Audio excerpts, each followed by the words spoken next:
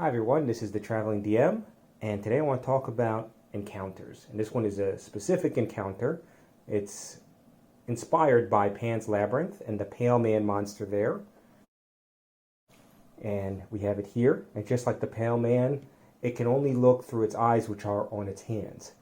And it uses the cards that we used in our previous videos for this encounter. And the goal is for our heroes to make it out of the dungeon through here. And so the way that this encounter works is very simple. All the characters can only move at half speed. So for most characters there would be 3 spaces at a time. And the way that they move is they draw a card. If they get a dead end, they have the option to redraw a card. If they get a nothing, they can move up to 3 spaces. And if they get a monster, or if the round ends with nobody picking the monster, our monster moves. Now the way this works is we count off. In this case I have 4 characters. So I count off 1, 2, 3, 4. I assign them all a number. And at the beginning of each round, I roll a d4 secretly and mark down the number. The monster will move in a straight line and attack the character that matches that number. So if I assign 3 to the dwarf here, and I rolled a 3 secretly, at the end of the round, or if somebody pulled the monster card, our creature will go in a straight line and attack them. So what's happening here is that each character has to decide, are they going to move this turn? And if so, are they going to pull one of the cards? Because every time that they pull a card, there's a chance for that monster to come up, or for a dead end, where they either have to redraw or stop moving. Now, we have pillars along this room. If a character is behind a pillar, and that's between it and the monster will only run up to the pillar. If there is a hero that is in between them and the monster and the character that it's targeting, they will also get hit as the monster runs forward.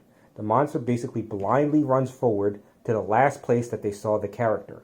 So at the beginning of each round, they're basically looking around, picking a character, and then they're going to run in that direction. If the character moved out of the way, then the monster will miss them. If the character is behind a pillar and didn't move, and that's the character that it spotted, it will hit the pillar first. But if the character didn't move, if it got a dead end and decided not to move anymore, and that's the character that the monster chose, it will attack and hit them. Now, for these attacks, you want big numbers, not enough to one-shot, but maybe to 2 or 3-shot the characters. It should hit big. The characters do have the option to try and attack the monster, put the AC very high. The idea here is for them to escape the room, not to have a big battle. And so what will happen is your players will strategically decide when they want to move, who's closer to the exit, who's behind the pillar, and each round they'll be making that calculation. Do I want to pull a card which will allow me to move, but might make it more dangerous for my other players? And also, there is the fear of not knowing who has actually been selected. So my character might be behind a pillar, but if this character is exposed, do I want to risk moving and exposing myself, or do I want to stay behind this pillar, and suddenly this person has to risk moving or pulling the monster card? And so you'll see that your players will start to strategically decide how they want to pick their cards and when they want to move.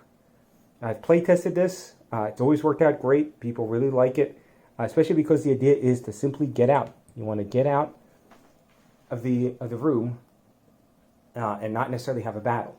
And so it completely changes the way that a regular D&D or RPG type of encounter occurs. So try it out, and I hope you enjoy it.